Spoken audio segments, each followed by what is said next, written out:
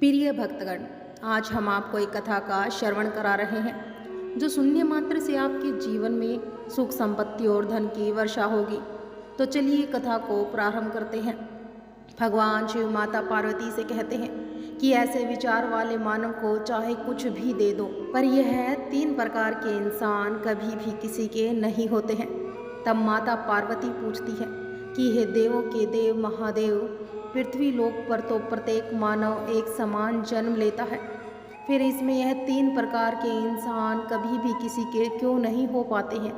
फिर भगवान शिव कहते हैं कि हे प्रिय, मैं आज आपको एक अति सुंदर कहानी सुनाने जा रहा हूँ। कृपया इसे ध्यान से सुने तो आपको मालूम पड़ जाएगा कि यह 3 प्रकार के इंसान कभी भी किसी के क्यों नहीं होते हैं। अगर आप यह कहानी सुन रहे हैं तो पूरा सुनिए। अगर आप शिव भक्त हैं तो भोलेनाथ का अनादर ना करें। तो चलिए कहानी को प्रारंभ करते हैं। बहुत पुराने समय की बात है। एक नगर में चंद्रवंशी नामक एक राजा शासन किया करता था। इस राजा के महल के निकट एक मनमोहक देवराज इंद्र के नंदन वन जैसा एक उद्यान था। इस उद्यान में विविध प्रकार के फलों और फूलों वाले वृक्ष लगे हुए थे, जिन पर भिन्न भिन्न प्रकार के फल उगते थे। राजा के उद्यान में एक अद्भुत वृक्ष भी था, जिस पर स्वर्ण के फल लगते थे। राजा ने इस वृक्ष की सुरक्षा के लिए कई सिपाहियों को नियुक्त किया था, ताकि कोई भी इस वृक्ष से फल चुरा न ले। उद्यान का माली इसकी निरंतर देखभाल करता था। वह प्रतिदिन संध्या को इस वृक्ष के फलों की गिनती करता था और प्रातः होने पर फिर से उन्हें गिनता था। एक दिन ऐसा हुआ कि सुबह सुबह जब माली ने वृक्ष के फलों की गिनती की तो उसमें से एक फल कम पाया गया। तब वह माली शीघ्र ही राजा के महल में पहुंच गया और राजा को यह समाचार सुनाया। चंद्रवंशी माली के वचन सुनकर तुरंत ही उद्यान में पहुंचे। राजा के लिए यह दृश्य देख बहुत ही विस्मयकारी था कि हमारे बगीचे में इतने सारे इंतजाम होने के बावजूद और सैनिकों के पहरे होने के बावजूद भी किसी ने एक सोने का फल चुरा लिया। अब इस पर राजा ने अपने दरबार में घोषणा की कि जो भी व्यक्ति सोने के फल को चुराने वाले को पकड़ कर लाएगा, उसे दरबार में सभी के सामने सम्मानित किया जाएगा। यह सुनकर बड़े राजकुमार ने राजा से कहा कि पिताजी, आप चिंता ना करें, आज रात मैं पहरा दूंगा और उस चोर को पकड़ कर दिखाऊंगा जिसने हमारे बगीचे से फल चुराया है।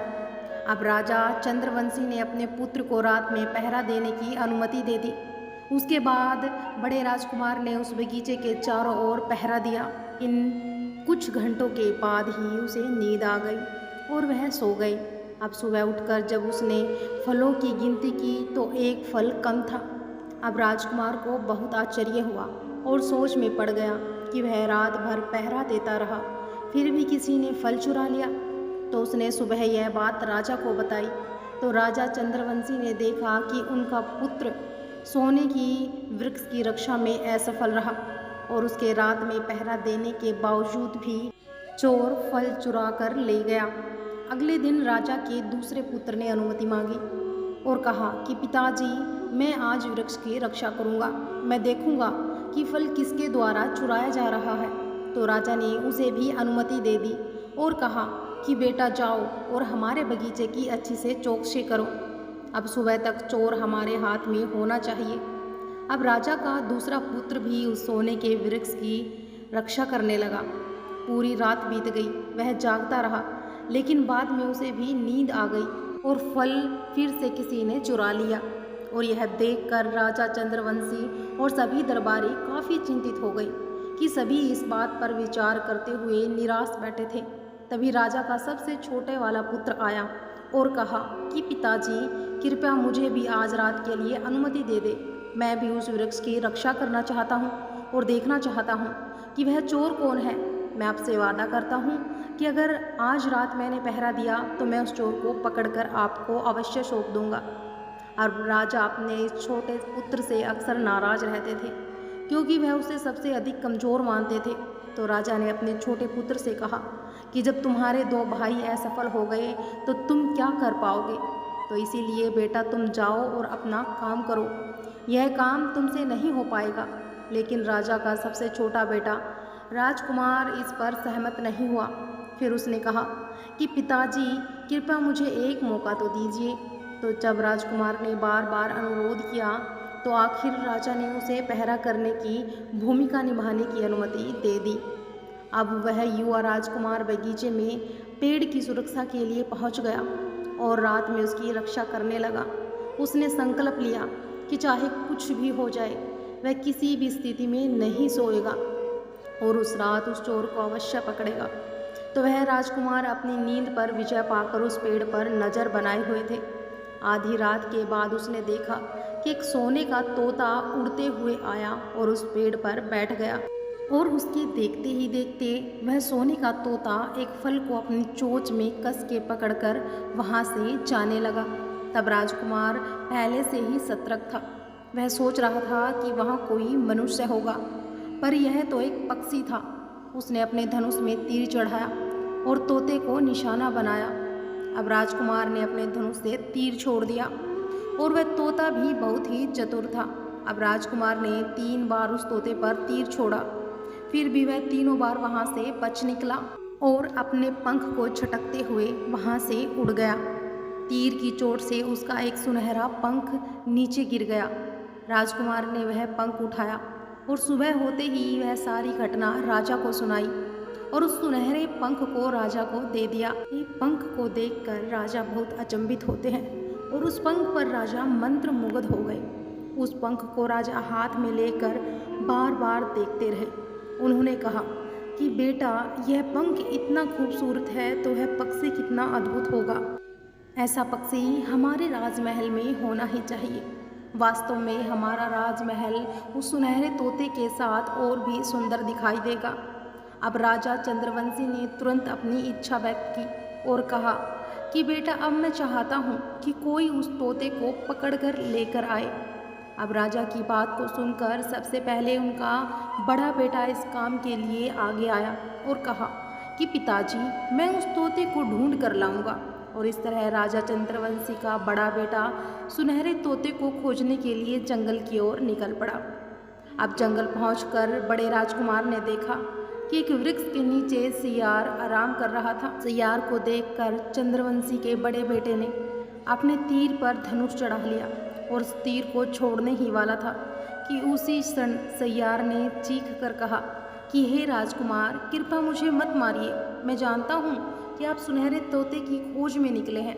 अगर आप मेरी सलाह माने और मैं जो रास्ता बताऊं आप उस पर चले तो आप अपने उद्देश्य में सफल हो जाएंगे। बस इसी रास्ते पर सीधे जाइए और आगे चलकर आपको एक गांव के पहले 2 गुफाएं मिलेंगी। जो एक गुफा बहुत ही खूबसूरत तरीके से सजी होगी और दूसरी वाली गुफा झरझर और झाड़ियों से भरी होगी। पर उस खूबसूरत गुफा में मत जाइएगा, बल्कि उस झरझर गुफा में प्रवेश कीजिएगा। अंदर जाते ही आप अपने लक्ष्य में सफल हो जाएंगे।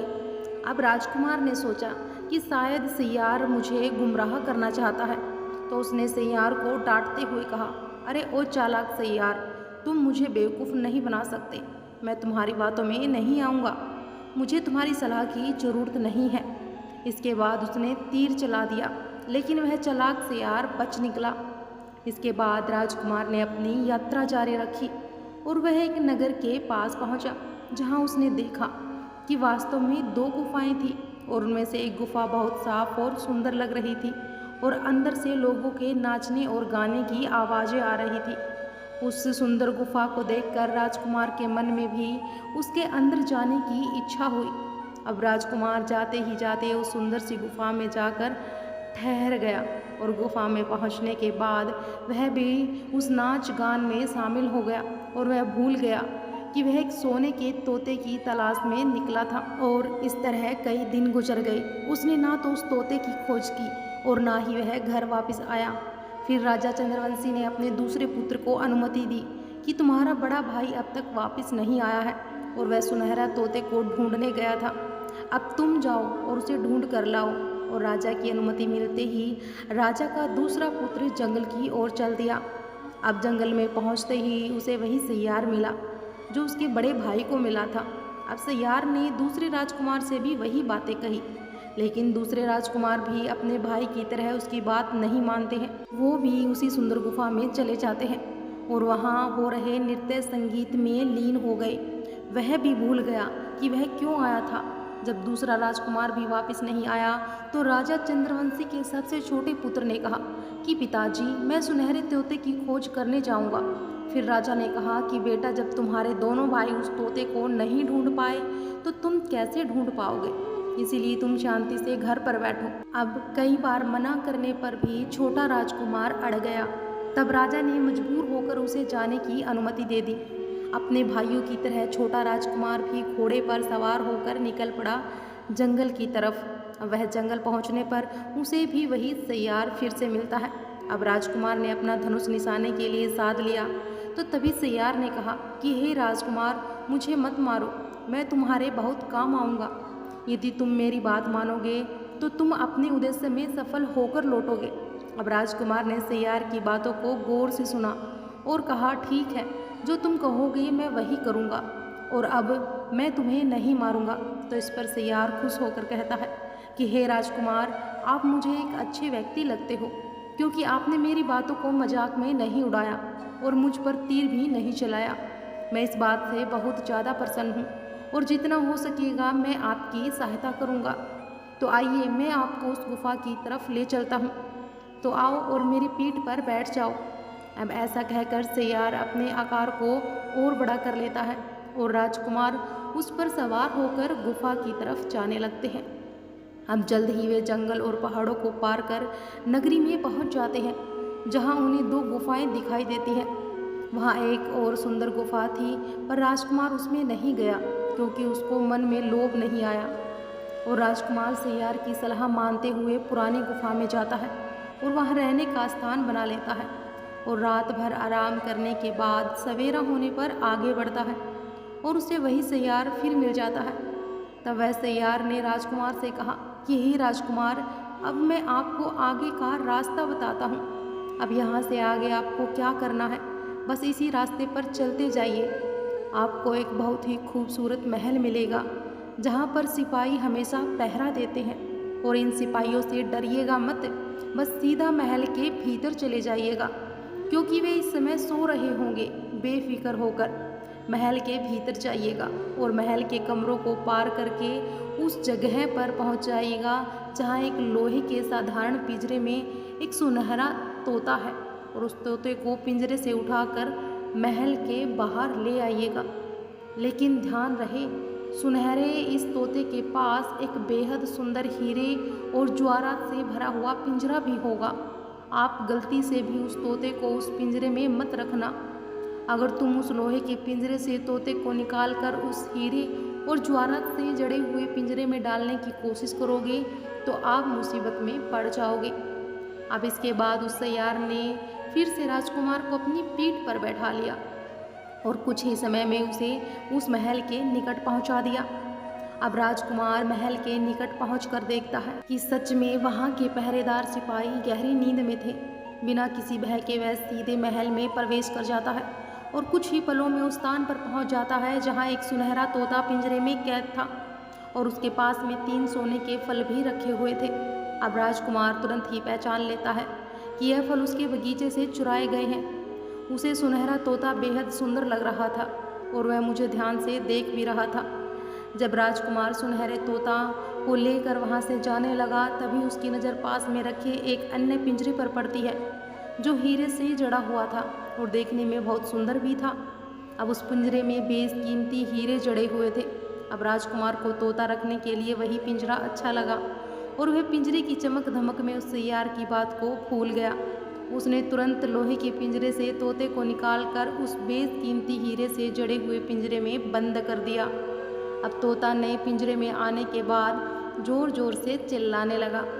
वह राजकुमार अब पिंजरे को उठाकर उस स्थान से कुछ दूरी पर भी नहीं जा पाया था कि तब उसी स्थान पर कई सिपाही उसके पास पहुंच गए और उन्होंने राजकुमार को गिरफ्तार कर लिया।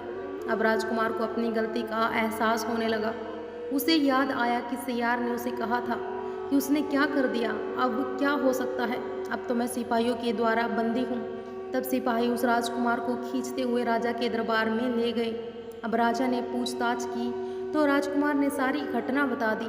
अब राजा ने कहा कि हे राजकुमार, तुम आज मेरे महल में चोरी करने आए थे और इस अपराध के लिए मैं तुम्हें माफ़ नहीं कर सकता। तुमने जो अपराध किया है उसके लिए मैं तुम्हें मृत्युदंड देता हूँ, लेकिन मैं तुम्हें एक मौका देता हूँ। हे राजकुमार, अगर तुम मेरी एक विशेष इच्छा पूरी कर दो तो मैं तुम्हें मुक्त कर दूंगा। अगर तुम मेरे लिए एक सोने का हिरण ले आओ तो मैं तुम्हें सम्मान पूर्वक छोड़ दूंगा और बदले में तुम्हें यह सुनहरा तोता भी दे दूंगा। अब राजकुमार को अपनी जान बचाने हेतु राजा की शर्त को स्वीकार करना पड़ा और उसके बाद राजकुमार सोने की हिरण की खोज में निकल पड़े। अब महल से बाहर निकलते ही उसने देखा कि एक सियार उसका इंतजार कर रहा था। अब राजकुमार ने जाकर सियार को पूरी कहानी समझाई। तब सियार ने निराश से भरे स्वर में कहा कि अरे भाई, अब मैं आपकी मदद नहीं कर सकता। आपने मेरे बताए अनुसार कार्य नहीं किया। मैंने पहले ही आपको समझाया था कि अगर आप वैसा ही करते हो तो आज इस बड़ी मुसीबत में नहीं फंसते। तो अब राजकुमार कहते हैं कि भाई, मैंने बड़ी भूल कर दी है, कृपया मुझे क्षमा करें और एक बार फिर मेरी सहायता करो। बिना आपके सहयोग के मैं सोने के हिरण को नहीं ला सकता और यहाँ के राजा ने मुझे सोने के हिरण को लाने के लिए कहा है। अगर मैं ऐसा नहीं कर पाया और सोने का हिरण नहीं ला पाया तो राजा मुझे वह सुनहरा तोता नहीं देगा और मुझे फांसी भी दे देगा। इस पर सियार ने राजकुमार की बात सुनी और कहा, ठीक है भाई, मैं आपको माफ़ करता हूँ। अब आप मेरी पीठ पर बैठ जाओ और मेरे साथ चलो। हम यहाँ से कुछ दूरी पर जाएंगे और एक अन्य राज्य में जहाँ एक महल है। इस महल के नज़दीक एक बगीचे में तुम्हें एक सवर्ण मृग मिलेगा, जबकि वहाँ के सेवक नींद में होंगे और तुम्हें धीरे से जाना है और उस सवर्ण मृग को पकड़कर ले आना है। लेकिन हे राजकुमार, याद रखना, इस मृग को बांधने के लिए वहाँ 2 रस्सियाँ होंगी, एक पुरानी रस्सी और दूसरी सवर्ण की रस्सी। तुम्हें उस मृग को साधारण रस्सी से बांधना है और सवर्ण की रस्सी को हाथ भी नहीं लगाना है। फिर तुम उस मृग की पीठ पर सवार हो जाना, क्योंकि वह मृग एक घोड़े की तरह दौड़ता है और आपको उस मृग को लेकर बगीचे से बाहर निकल आना है। अब राजकुमार ने कहा कि भाई, इस बार मैं कोई गलती नहीं करूँगा, जैसा तुमने कहा है मैं वैसा ही करूँगा। तो तब सियार ने उस राजकुमार को अपनी पीठ पर बैठाया और कुछ ही क्षणों में उस किले के बगीचे के पास पहुँचा दिया। अब बगीचे के पास पहुँचते ही सियार ने उसे नीचे उतारा और वहाँ से चला गया। अब राजकुमार ने किले के अंदर जाकर देखा कि सभी सेवक सो रहे हैं। फिर वह थोड़ी देर में महल के पास वाले बगीचे में पहुँच जाता है। उसने एक बहुत ही सुंदर सवर्ण मृग को भी देखा। अब राजा ने उस मृग को पकड़ लिया और जब वह उसे ले जाने के लिए बगीचे से बाहर आ रहा था तो उसकी दृष्टि एक कोने में पड़ी सोने की रस्सी पर गई। वह रस्सी बहुत ही आकर्षक लग रही थी, जिसमें हीरे और मोती झिलमिला रहे थे। अब उसी के पास एक पुरानी और साधारण सी रस्सी भी पड़ी थी। ऐसी खूबसूरत सवर्ण मृग को एक पुरानी साधारण रस्सी से इसे बांधना तो खराब लगेगा। अब राजकुमार ने सोने की रस्सी की चमक में खो गया और उसे वह साधारण रस्सी छोड़ दी और सोने की रस्सी उठा ली और उसे बांधने लगा। तब क्या हुआ है जानते हो? वह मृग तुरंत जोर से चीखने लगा और मृग की चीखें सुनकर महल के सेवक जाग उठते हैं और कुछ ही समय में सैनिकों ने राजकुमार को बंदी बना लिया और फिर सैनिकों ने राजकुमार को बांधकर राजा के सामने पेश किया। अब राजा ने पूरी कहानी सुनने के बाद कहा कि राजकुमार, तुमने मेरे सोने की मृग को चुराने का प्रयास किया है, इसीलिए मैं तुम्हें फांसी की सजा दूंगा। लेकिन राजकुमार, अगर तुम मेरा एक काम को पूरा कर दो तो मैं तुम्हें माफ़ कर सकता हूँ। थोड़ी ही दूर पर हीरों से सजा एक खूबसूरत महल है, जहाँ एक बेहद आकर्षक राजकुमारी निवास करती है। यदि तुम मेरे लिए उस राजकुमारी को यहाँ ले आओ तो मैं तुम्हारी जान बख्श दूंगा और बदले में तुम्हें यह सोने का हिरण भी प्रदान करूंगा। फिर राजकुमार एक नए संकट में फंस गया और उसे उस राजा की बात माननी पड़ी। अब वह राजकुमार हीरो से जड़े उस महल को खोजने निकल पड़ा और कुछ ही दूरी पर चलने के बाद उस राजकुमार को फिर से सियार मिलता है और कहता है, अरे भाई, तुमने मेरी बात तो सुनी नहीं। तुमने मेरी सलाह मान ली होती तो आज यह नई परेशानी सामने नहीं आती। अब मैं तुम पर बहुत नाराज़ हूँ, लेकिन फिर भी मैं तुम्हारी मदद करूँगा और तुम्हें उस हीरे से बने महल तक पहुँचाऊँगा। तुम बस उस महल के बाहर छिपे रहना। जब राजकुमारी नहाने के लिए सरोवर में आए तब तुम आगे बढ़कर उसका हाथ पकड़ लेना और जैसे ही तुम राजकुमारी चंद्रकला का हाथ पकड़ोगे वह तुम्हारे साथ चलने को तैयार हो जाएगी। लेकिन हे राजकुमार, एक महत्वपूर्ण बातों को गांठ बांध लो। आपको उस राजकुमारी को वहाँ से अपने साथ ले जाना है, चाहे वह कितनी भी विनती करे, उसे महल में वापस ना जाने देना।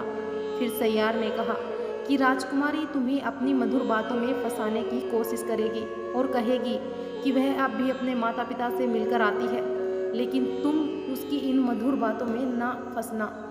अगर तुमने उसे जाने दिया तो तुम एक नई मुसीबत में फंस जाओगे। और यह कहकर सैयार ने राजकुमार को अपनी पीठ पर बैठा दिया और महल की दिशा में चल दिया।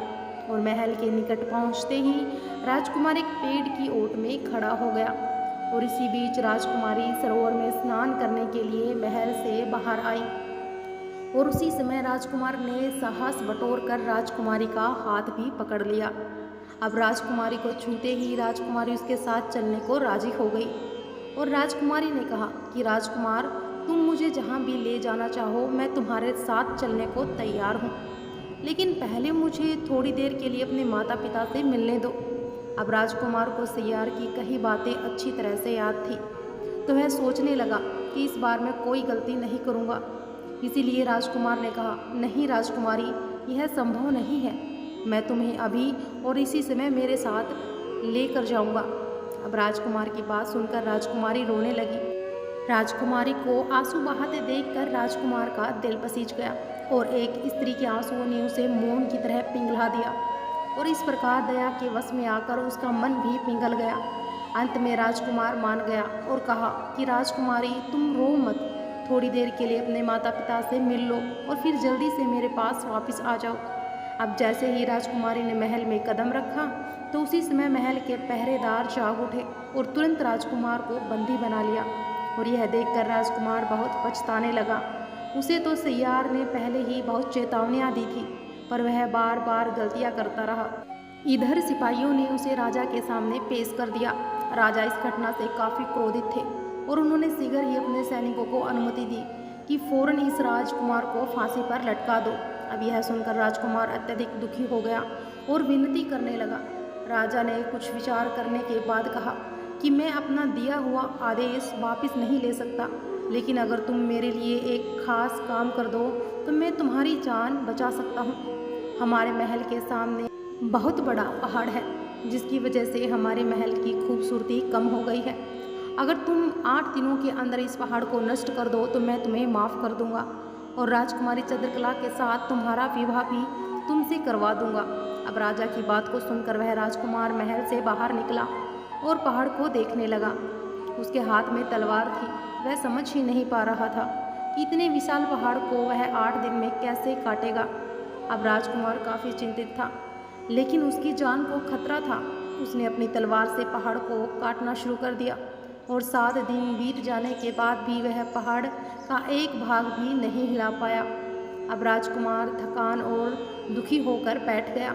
अपने किए पर पछतावा करने लगा और सोचने लगा, काश मैंने अपने दोस्त सैयार की बातों पर ध्यान दिया होता तो आज मुझे कितना फ़ायदा होता।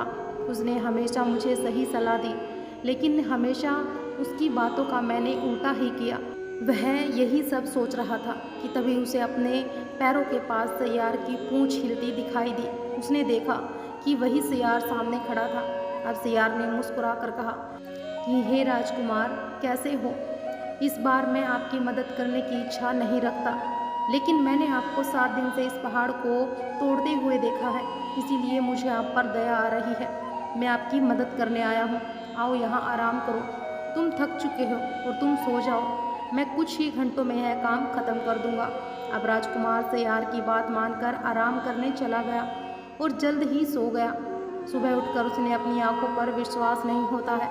उसने देखा कि दूर दूर तक कहीं भी उस पहाड़ का नामो निशान ही नहीं था और वहाँ से महल का सुंदर दृश्य दिखाई दे रहा था। यह देखकर राजकुमार बड़ा प्रसन्न हुआ और वह सीधा वहाँ से राजा के दरबार में पहुँचा।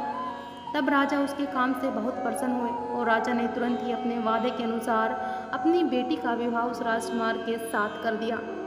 जब राजकुमार उस सुंदर राजकुमारी चंद्रकला के साथ में कुछ दूर तक चले तो उसे रास्ते में फिर से वही सैयार मिल गया। अब सैयार कहने लगा कि बधाई हो राजकुमार। राजकुमारी चंद्रकला के साथ आपको देखकर मुझे बहुत प्रसन्नता हो रही है। लेकिन अब तो आपको सोने का मृग और सुनहरा तोता भी प्राप्त करना होगा, क्योंकि वे दोनों चीज़ें आपकी मतलब की है और उन्हें प्राप्त करना आपके लिए कोई कठिन काम भी नहीं रहा।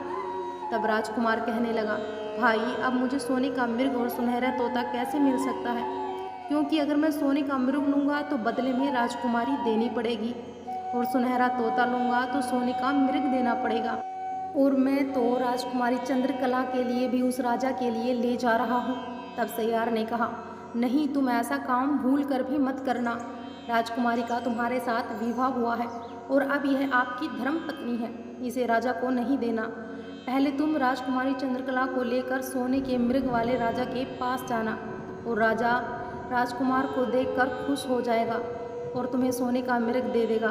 फिर तुम तुरंत उस पर सवार हो जाना और सभी से विदाई लेना और अंत में राजकुमारी से विदा लेना और राजकुमारी चंद्रकला से विदा लेते समय उसका हाथ पकड़कर उसे मृग पर बिठा लेना और वहाँ से भाग जाना। यह मृग इतना तेज दौड़ता है कि कोई भी घुड़सवार इसे नहीं पकड़ सकता। पहले यह काम करो, फिर मैं आपको बताऊंगा कि आगे क्या करना है। अब राजकुमार ने सैयार की योजना के मुताबिक कार्य करना आरंभ कर दिया। वही राजा जिसके पास सोने का हिरण था, उसने प्रसन्न होकर उसे सोने का हिरण उपहार में दे दिया। अब राजकुमार ने तुरंत हिरण पर सवारी की और राजा से विदाई लेने का अनुरोध किया और अतः वह राजकुमार राजकुमारी को साथ लेकर उस हिरण को तेजी से दौड़ाता हुआ महल से बहुत दूर निकल गया। राजा बस देखता ही रह गया। फिर रास्ते में एक पेड़ के नीचे वह सैयार उसकी प्रतीक्षा कर रहा था। राजकुमार को देखकर सैयार ने कहा कि बहुत अच्छा राजकुमार, अब तुम यहाँ से जाकर उस सुनहरे तोते को भी प्राप्त करो। तुम यहाँ मृग लेकर सुनहरे तोते वाले राजा के पास जाओ और वह राजा इस मृग को देखकर बहुत प्रसन्न हो जाएगा। और लोग प्रसन्नता में आकर अक्सर गलतियाँ करते हैं। भय और खुशी के मौके पर लोग अच्छे और बुरे का विचार त्याग देते हैं और उस समय लोग सोच समझकर काम नहीं करते हैं। आप उस राजा के हाथ से पिंजरा ले लेना और जब वह सोने का मृग आपसे मांगे तो मृग की पीठ पर बैठकर वहां से छू मंत्र हो जाना और ऐसे में कोई भी व्यक्ति आपको पकड़ नहीं पाएगा। इस बार भी राजकुमार ने ठीक वैसा ही किया जैसा कि सैयार ने बताया था। राजकुमार अपनी पत्नी के साथ जब उस राजा के पास पहुंचा तो उसने राजा से सुनहरा तोता मांगा, तो राजा ने उस तोते का पिंजरा राजकुमार के हाथ में पकड़ा दिया। अब जैसे ही उस तोते का पिंजरा राजकुमार के हाथ में आया तो उसने सोने के मृग को दौड़ा दिया और बेचारा राजा देखता ही रह गया। और कुछ दूर आगे जाने पर राजकुमार को वही सैयार फिर से मिलता है। तब राजकुमार ने उस सैयार से कहा कि भाई, तुमने मेरी इतनी लंबी सफ़र में बहुत मदद की है। तुम्हारी वजह से मुझे यह राजकुमारी और सुनहरे का तोता मिल गया। तुम्हारा मुझ पर बहुत बड़ा एहसान है, इसीलिए मैं अपने एहसान को उतारना चाहता हूँ। बताओ इसके बदले में मैं तुम्हें क्या दूँ? तब सैयार बोला कि राजकुमार, अगर आप मुझे कुछ देना चाहते हो तो एक तीर चलाकर तुम मेरे प्राण ले लो, मुझे मार डालो। यदि तुम मुझे मार दोगे तो मुझ पर बहुत बड़ी कृपा करोगे। अब आप मेरे एहसान से मुक्त हो जाओगे। तो उस सैयार के मुख से ऐसी बात सुनकर राजकुमार को बड़ा आश्चर्य होता है। फिर राजकुमार कहने लगा, भाई आखिर तुम यह क्या कह रहे हो? मैं तुम्हें कैसे मार सकता हूँ? तुमने मेरी इतनी मदद की, इतनी बार मेरी जान बचाई और तुम मुझे अपनी जान लेने के लिए कह रहे हो? अगर मैं ऐसा करूँगा तो मुझसे ज़्यादा अघोरी इंसान कौन होगा? यह अपराध मैं नहीं कर सकता। अब राजकुमार की इन बातों को सुनकर सैयार को बहुत आहत पहुँचती है और कहने लगा कि भाई, यदि आप मेरा यह छोटा सा काम नहीं कर सकते हो तो फिर ठीक है, जाओ, लेकिन याद रखना, मैं आपकी भलाई के लिए आपको 2 बातें बताता हूँ। मेरी इन 2 बातों को हमेशा याद रखना। पहली बात, तुम यहाँ से जाने के बाद किसी कुएं की दीवार पर मत बैठना। दूसरी बात, तुम ऐसे व्यक्ति के लिए कभी धन खर्च मत करना जिसको फांसी लगने वाली हो। तो सैयार की बात सुनकर राजकुमार कहने लगा कि यह तुम कैसी बातें कर रहे हो? भला मैं किसी कुएं की दीवार पर क्यों बैठूंगा और मैं ऐसे आदमी के लिए धन खर्च क्यों करूंगा जिसको फांसी लगने वाली हो? इस प्रकार से उस सैयार ने राजकुमार को 2 बातें समझाकर वहां से चला गया और राजकुमार ने अपनी पत्नी और सोने के तोते के साथ उस हिरण की पीठ पर बैठकर आगे बढ़ गया। अब कुछ समय बाद वह उसी छोटे शहर में पहुंच गया जहां उसने गुफा में प्रवेश किया था, जिसमें वे 2 गुफाएं थी। अब जैसे ही वह उस शहर में पहुंचता है तो वहां के लोग राजकुमार को देखने के लिए बाहर आ गए और उन्होंने देखा कि सोने की एक हिरन पर एक सुंदर राजकुमार और राजकुमारी बैठे हुए हैं। अब राजकुमार के हाथ में एक सुंदर तोता है। यह देखकर सभी लोग हैरान रह गए। तब राजकुमार ने देखा कि उस शहर के एक बगीचे में लोग एक जगह पर इकट्ठा हो रहे थे और वहाँ कुछ शोर हो रहा था। तो राजकुमार के पूछने पर वहाँ के लोगों ने बताया कि वहाँ पर 2 लोगों के लिए फांसी की तैयारी हो रही है। अब नगर के लोगों की बात सुनकर राजकुमार उस दिशा में चल पड़े और वहां पहुंचकर राजकुमार ने देखा कि जिन 2 लोगों की फांसी होने वाली है वे उसके बड़े भाई थे। वे लोग तब से अब तक उसी सजावटी और सुंदर गुफा में रह रहे थे और विभिन्न बुरे कामों में लिप्त हो गए थे। अब खूबसूरत युवतियों के बीच रहकर उनका चरित्र बिगड़ गया था और वे शराब पीने वालों के साथ रहते रहते शराबी बन गए और जुए के आदी हो गए और उन्होंने अपना सारा धन खो दिया और गुफा में रहते हुए उन्होंने नगरवासियों से बहुत सारा धन मांगा और इन सब से परेशान होकर नगर के लोगों ने उन्हें फांसी देने जा रहे थे। लेकिन छोटा राजकुमार इसे कैसे होने देता। उसने नगरवासियों से जाकर कहा कि हमसे धन ले लो और उन्हें छोड़ दो। अब छोटे राजकुमार के अनुरोध पर नगर के लोगों ने धन स्वीकार किया और उन्हें छोड़ दिया। छोटा राजकुमार अपने भाइयों से मिलकर बहुत खुश होता है और इसके बाद वे आगे की यात्रा पर निकले और जंगल में चलते हुए एक कुएं के पास पहुँचे। अब बड़े राजकुमार ने सुझाव दिया कि वे वहाँ थोड़ी देर आराम करें और जलपान के बाद आगे की यात्रा जारी रखें। अब बड़े भाई की बात सुनकर छोटे राजकुमार राजी हो गया। अब तक तो वह राजकुमार यह भूल चुका था कि उसने सियार से वादा लेते हुए क्या कहा था। अब छोटे राजकुमार ने मृग से उतरकर कुएं के किनारे बैठकर विश्राम किया और इसी दौरान उसके भाइयों ने उसे धक्का देकर कुएं में गिरा दिया। इसके बाद उन्होंने राजकुमारी को और सोने की मृग पर बैठाया और सोने के पिंजरे के साथ उड़ गए और कुएं में अपने भाई को धकेलने के बाद भी दोनों अपने नगर वापस आ गए। अब घर वापसी पर उन्होंने राजा से मिलकर कहा कि पिताजी, हम सुनहरे तोते को ले आए हैं और जिसने हमारे बगीचे से सोने के फल चुराए थे और साथ ही हम सोने का मृग और इस खूबसूरत राजकुमारी को भी लाए हैं। यह सुनकर राजा बड़ा प्रसन्न हुआ और नगर के लोगों ने भी इस बात की खुशी मनाई। लेकिन इस बात को सुनकर राजकुमारी खुश नहीं थी। वो राजकुमारी बराबर रोती रही। उसने तो धीरे धीरे करके खाना पीना भी छोड़ दिया था, यहाँ तक कि उस मृग ने भी खाना पीना छोड़ दिया और सुनहरा तोता भी उदास रहने लगा।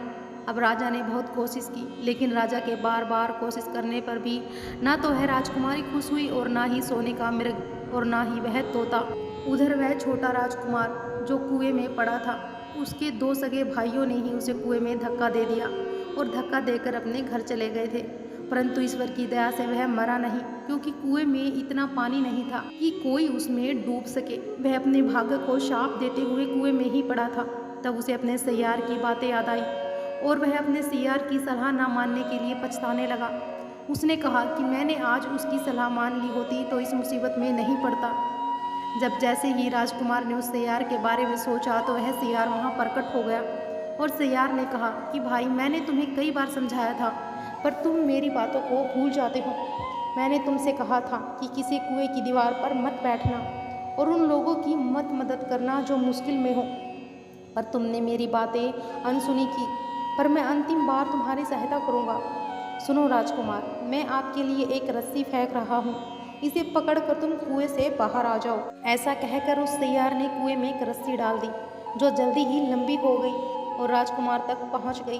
अब राजकुमार ने उस रस्सी को थाम लिया और बाहर आ गई। फिर सियार ने कहा कि अब जाओ राजकुमार, अपने घर लौट जाओ, लेकिन सावधान रहना, तुम्हारे भाई तुम्हारी जान के पीछे हैं और निश्चित ही वह तुम्हें ढूंढ रहे होंगे। अब सियार की इतनी बात को सुनने के बाद वह राजकुमार अपने राजमहल को लौट जाता है और अपनी नगरी में पहुंचने के बाद उसे एक भिखारी मिलता है। तब उस भिखारी के लिए राजकुमार ने अपने वस्त्र दान में दे दिए और उसके फटे पुराने कपड़े लेकर पहन लिए। अब राजकुमार भेष बदलकर अपने राजमहल में पहुंच जाता है और पहुंचते ही एक विचित्र बात होती है।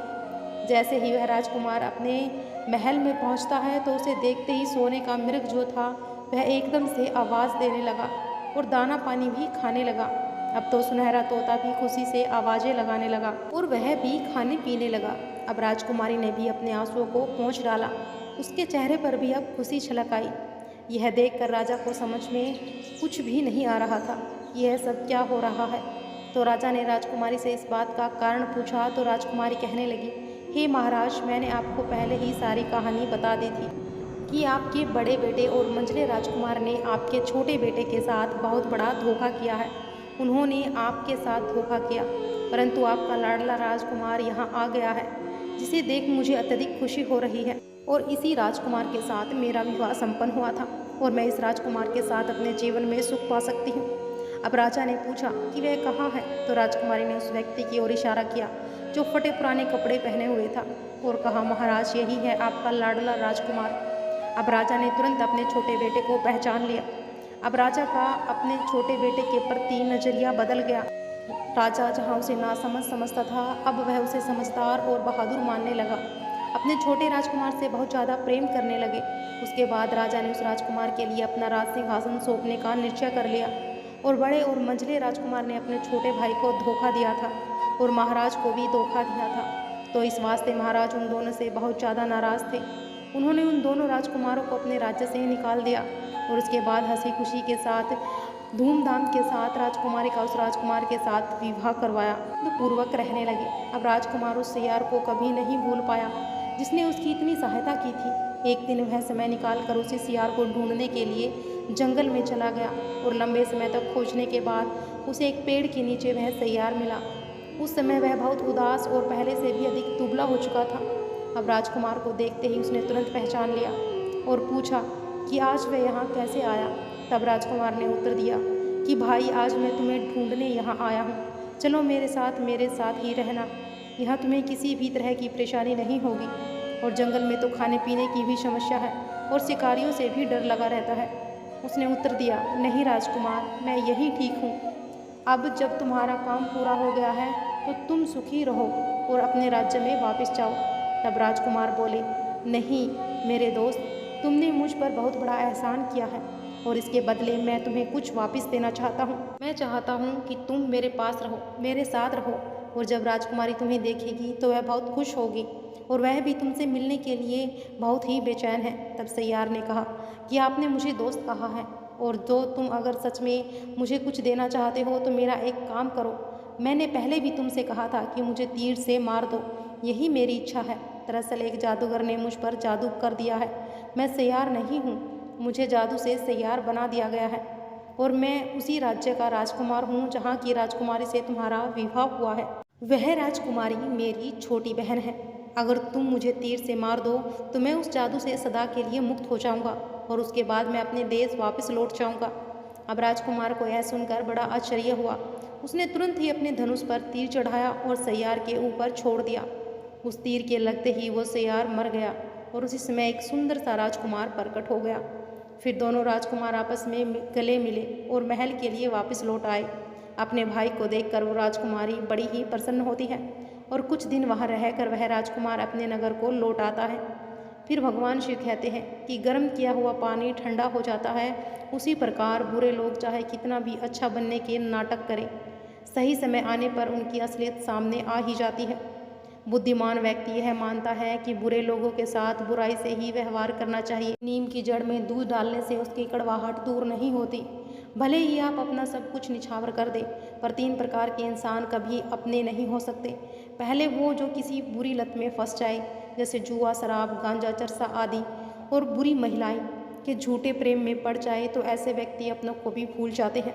दूसरे वे जो झूठ बोलकर धन कमाने में लगे रहते हैं, जो धन के लालची होते हैं। तीसरे वे जो बेवजह दूसरों की चापलूसी करने में लगे रहते हैं। इन्हें अपना समझने वाला मूर्ख समझा जाता है।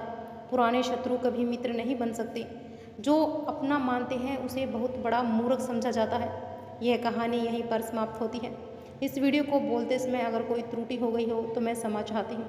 उम्मीद करती हूँ कि आप सभी को यह वीडियो पसंद आई होगी। पसंद आई हो तो वीडियो को लाइक और शेयर कर देना और चैनल को भी सब्सक्राइब कर लेना। हर हर महादेव।